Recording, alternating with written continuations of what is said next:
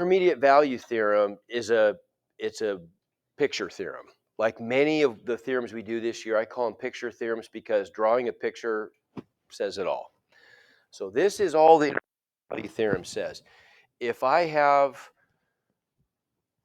values of x, a, and b, and if the value of my function at when x equals a is less than, it could be flipped around, but we'll take an example where it's less than here.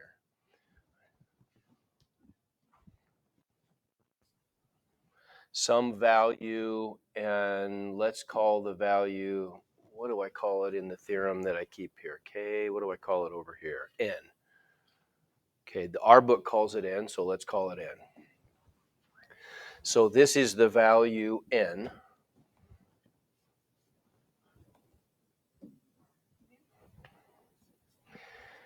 If f of a is less than n and f of b is greater than n, and if our function f is continuous on the closed interval from a to b, then what do you think this intermediate value theorem is going to tell me? What do you think?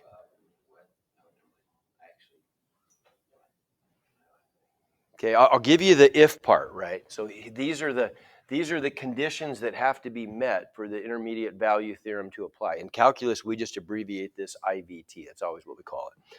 So if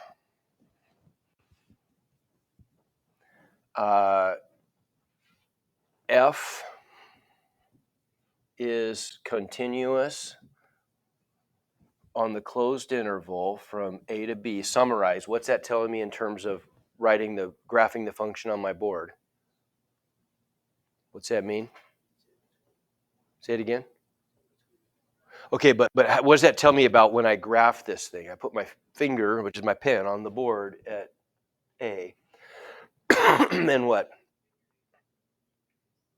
Okay, I never have to pick it up, right? I can graph all the way from A to B without picking my finger off the board, right? Okay, so there's one thing. If the function is continuous on the closed interval, and two,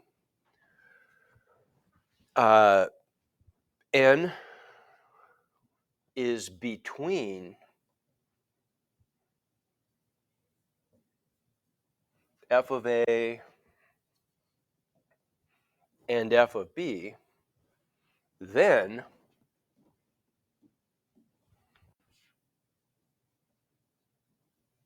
what? What's something really cool we could say about that? What's something that must be true? This is a function, so I can't violate the vertical line test, right? That red line goes forever. I just drew a section, forever, left and forever. That's just the line y equals n.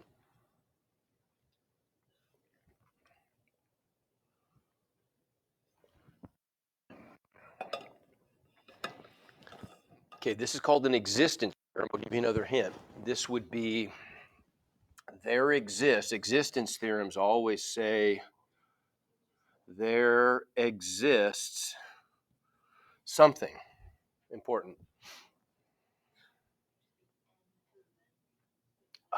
Okay, what are you getting at here? There should be some, you're on the right track. There's got to be at least one place where what happens? My function does what? Crosses the line, right? It has to cross the line in at least one place, doesn't it? If it starts below it and ends above it, or vice versa, and the function's continuous, so I'm never picking my pen off the board, it has to cross through the line. There's no alternative. Agreed? Okay, so then look at this. If this function, if that's true, whoops.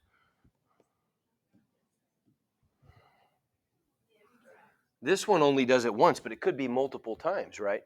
That's all the IVT does, is it guarantees the existence of at least one place where the value of the function equals the value of the intermediate value, right? Okay, where the function takes the intermediate value. Here's a way to write this. I'm not going to write this all out because it's written more neatly here. Oh, and they made a mistake. They made a mistake here. I'm going to correct it. Their mistake is that these should be parentheses. Let f be continuous over a closed bounded interval a to b. If k is any real number between f of a and f of b, then there is a number, here's how they say it, then there is a number c in the open interval between a and b satisfying the value of the function at c is equal to k. So in this case, like that would be our value c. That's where the function passes through this value k, right? We have this intermediate value k. Intermediate because intermediate means it's between f of a and f of b, right? There's going to be some x value, call it c, where the function passes through that intermediate value, that horizontal line. Okay? Here's the way they say it in our book. Suppose f is a function that is continuous on the closed interval, a to b, and f of a is not equal to f of b. If n is any number between f of a and f of b, then there is at least one number c in the open interval a to b for which f of c equals n. That's a better way. That's a pretty, I think that's a pretty good, simple expression of IVT. Okay. All right. So what does this do for us? Well, it does some interesting things. What about this? Suppose you climb a mountain starting at an elevation of 2,000 meters and end at an elevation of 5,000 meters. No matter how many ups and downs you take on that climb, at some time your altitude has to be 3,765.6 meters. Mathematically, we can prove it. How come? Okay, that's part of it, right? Because that number is an intermediate value. It's between my starting elevation and my ending elevation. There's one other component that has to be included. What about my position function, my elevation function?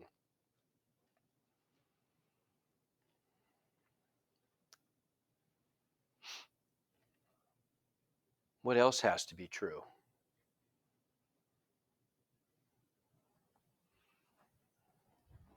This number has to be between the endpoints, or between the final values, initial and final values of my, call it my elevation function. My elevation function starts off at 2,000 meters and ends up at 5,000 meters. What else has to be true? There's two requirements. It has to be continuous. My elevation function has to be continuous. Is it? Can my elevation function jump somehow? Skip values? It can't, right? How could it skip values? If it did that, that would be the equivalent of like teleporting, right? Which doesn't happen. Okay, so I mean, you're going to have to physically pass through all of the infinite elevations between 2,000 and 5,000 to get there. You can't somehow just spontaneously blip up to there and skip over that elevation. You're a person that has mass, and right, I mean, that just doesn't work. Okay, so yeah, we just proved it mathematically that you could have intuited that for sure, but we just proved it mathematically that that has to be the case. You have to pass through that elevation. Big deal. You're thinking, I mean, I could have told you that. I mean, that just makes sense that you'd have to. But there's some other instances where it's a little more useful. What about something like this? Okay, we want to be able to show this could be part of some bigger problem we're working on, and we want to make sure that our function f of x has at least one zero. How could we do that? How could we guarantee the existence of a zero of this function?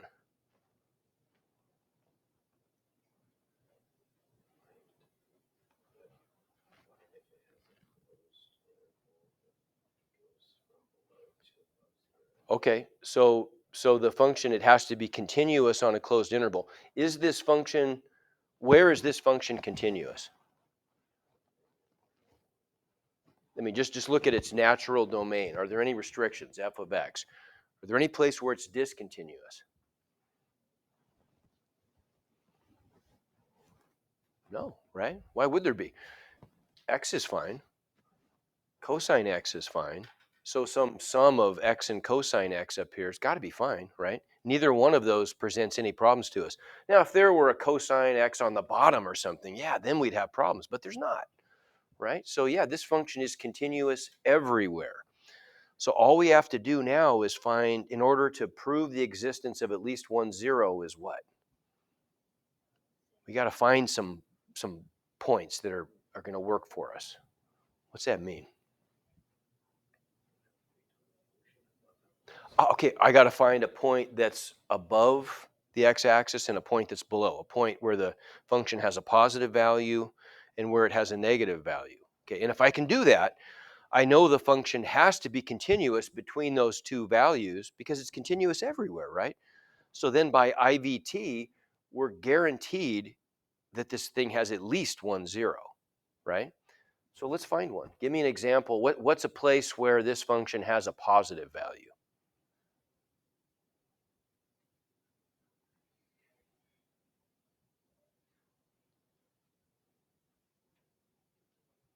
I don't even care what the value is. I just want a value of x that makes this function indisputably positive. 1. It does. You're right. It does. Pick one that's even. We'd have to think about that one a tiny bit, not much, but think of one that is just indisputable. We don't even have to think about it. We guarantee it's positive. One works. How big can a cosine function get at its maximum? It's a bounded function, right? The maximum and minimum values of cosine x are what? The outputs. 1 and -1. Okay. So if that's the case, what might be a value of x that's going to guarantee we have a positive outcome? Like 2, right? If I do 2 minus cosine whatever, it's guaranteed to be positive, isn't it? Right? Because the most you could subtract would be 1. That's the biggest a cosine function could ever get, right? See my point? Is 2 the only answer? No, it's 1 would have worked, honestly. Uh, but 2 just is maybe a little more obvious, right? Because we know that the positive x term then is always going to be bigger than that negative cosine term, right? Okay, so then we could make this statement, couldn't we? We could say f of 2 is what? I don't even know what the answer is. I don't want to figure it out. But what can you tell me?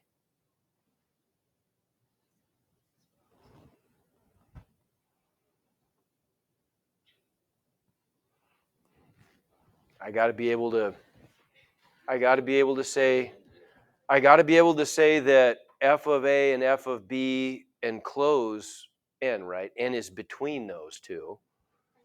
And what is, I guess, here's a good question. What is n in this case?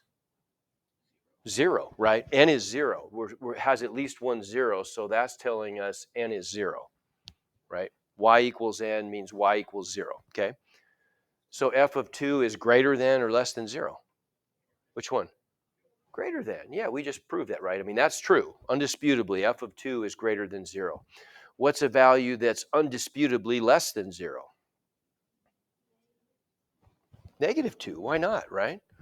Because then the x term is guaranteed to be bigger in magnitude than the cosine term, so it's going to stay negative regardless of the value of cosine. Good.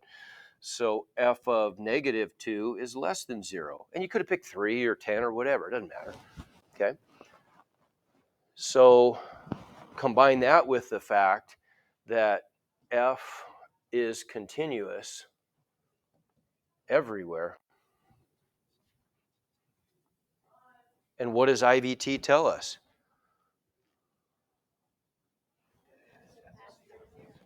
Yeah, by IVT,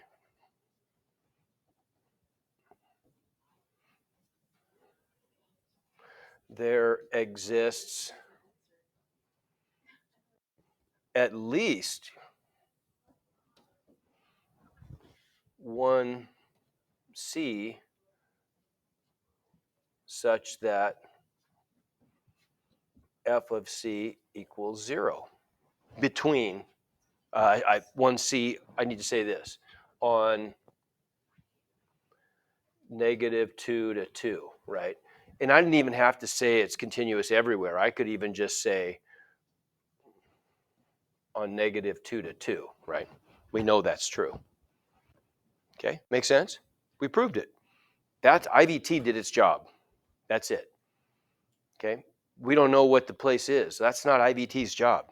IVT is just an existence theorem. All it's supposed to do is tell us, yes, I can guarantee the existence of something, or no, I can't because we didn't meet the criteria. That's it. If we want to find it, now we got to go do some algebra, right? But that would be up to us. IVT did its job.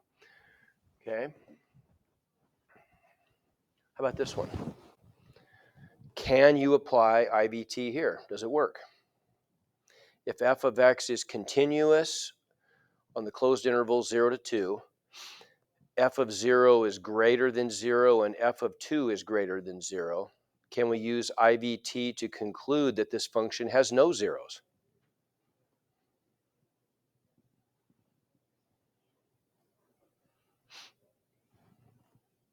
Because IVT fails here, doesn't it? It doesn't predict anything. It doesn't guarantee anything, right? Okay, the question is, IVT cannot guarantee the existence of any zeros on this interval. Does that allow us to conclude that there are none? No. Okay, Rachel, how come? Like, what might my picture look like if I were gonna? Because I don't know anything about this function, other than the behavior in a few key places. If I were gonna graph this thing then between A and B, and I know that f of, well, I'm going from 0 to 2, I guess, not A to B, right? Let me fix that. I'm going from 0 up to 2. I know that f of 0 is greater than 0, so it's up here. F of 2 is greater than 0. Pick a different value. So like right there. So I cannot conclude that there has to be a 0 between x equals 0 and x equals 2, but could there be? Sure, there could be, right? The function might dip down and do that. I just can't guarantee that it does. Make sense? So you got to be careful. You got to be careful with these theorems. They're not bidirectional, these existence theorems, right? If we meet the criteria, then yes, we can guarantee the existence of something. But just because we don't meet the criteria doesn't mean it's not happening. It just means we don't know what's happening. We can't guarantee it. Okay, give me thumbs on that. Does that make sense? Okay, see, there's a difference. How about this one? Can we use IVT to prove that f of x equals 1 over x has a 0 on the closed interval from -1 to 1?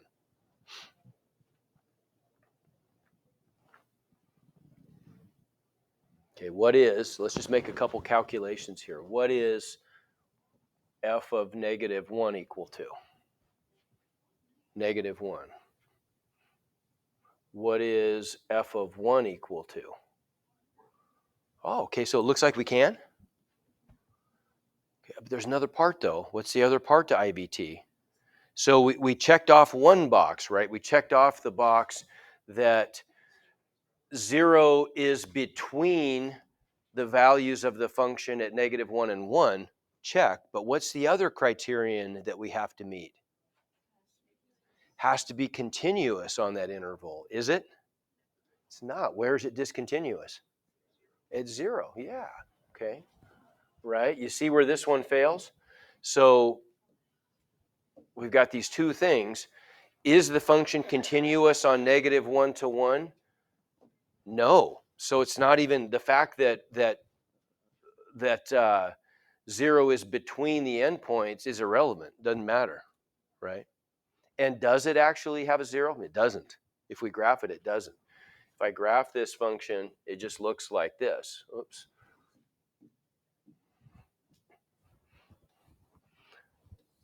Right? This function looks like it's asymptotic. It never actually passes through the x-axis. Okay? Give me thumbs. That make sense? We getting the hang of this a little bit? Okay. Okay, how about this one? Find the values. Now this time we're going to go a little further. This time we're going to find the values of C guaranteed by IVT, where f of x equals 18, if the conditions are met, right? So we're going to go beyond just IVT. We're going to do some algebra after that, okay? So first of all, does it meet the conditions? Is this function continuous between, on the closed interval from 5/2 to 4?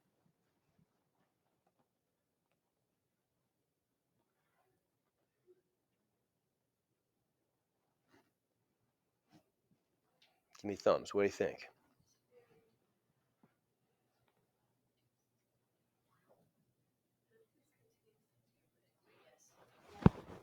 You're right. It is. It is. It's tricky, but it is. How come? Okay. Oh, good. Okay, because the only place where it's discontinuous is at 2, which is outside of our closed interval, right? So we're good. We can check that one off. Okay. Give me thumbs. Does that make sense? Okay. It has a discontinuity, but it doesn't matter to us because it's not on the interval we're inspecting. Okay. So what about part 2? Okay. I guess we just got to check the values at the endpoints and see if they surround 18. We can do that. If we check the values, what do we find? Let's see, f of 5/2, if I plug that in, I get 55/2, which is bigger than 18, isn't it? Oh, thank you. What the heck is that? I don't even know what that is. Oh, the student body cards. Okay. So that one's above. What about f of 4? If I plug that in, f of 4 is 14. So is 18 between those two? Yeah, it is, right? 18 is between 55/2 and 14. Agreed? Okay, so we met both conditions. So then IVT guarantees that we're going to have at least one value of x between 5/2 and 4 where the function is equal to 18, right? Give me thumbs on that statement. Does that make sense? That's what IVT is telling us. Okay, so let's do the math.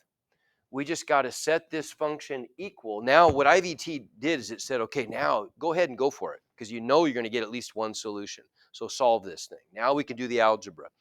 If IVT had failed, then we wouldn't even bother, right? Okay. So what do we get here? Find the values where f of c equals 18.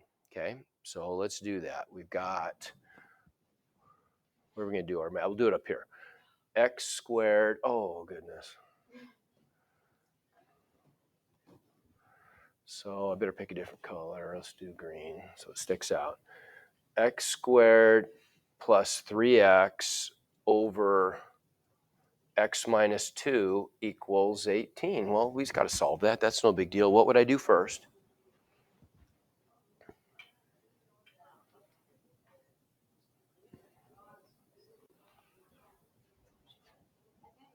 What would I think it's probably right. What, just use, don't be bashful here. What's your algebra intuition telling you?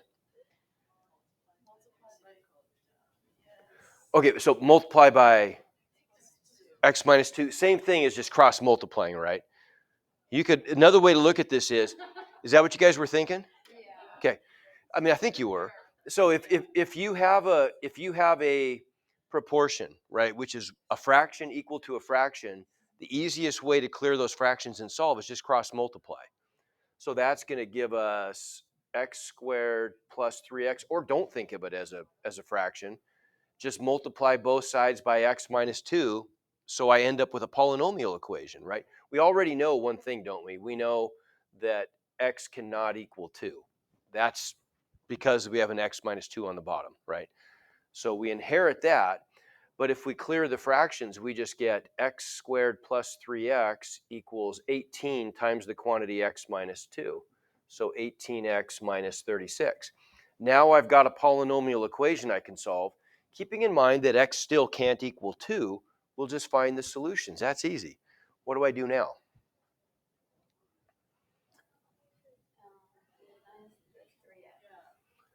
What do I do? So move the 3x to this side? Okay, now think about it. What kind of equation am I going to get out of this? I've got an x squared in this though, don't I? Yeah. So right, I'm going to have to, like, this isn't one where I can isolate a variable. I've got to solve a quadratic equation. So what do I have to do first here with? Good. Move it the other way. Get it all equal to 0. Put it in standard form. So I subtract the 18x. I get x squared minus 15x. Add the 36. Okay, does that factor?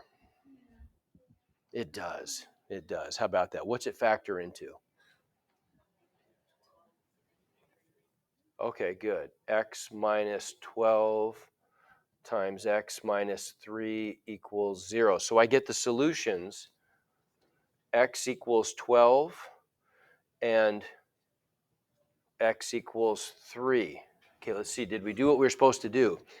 It says find the values of C guaranteed by the intermediate value theorem. We good with those?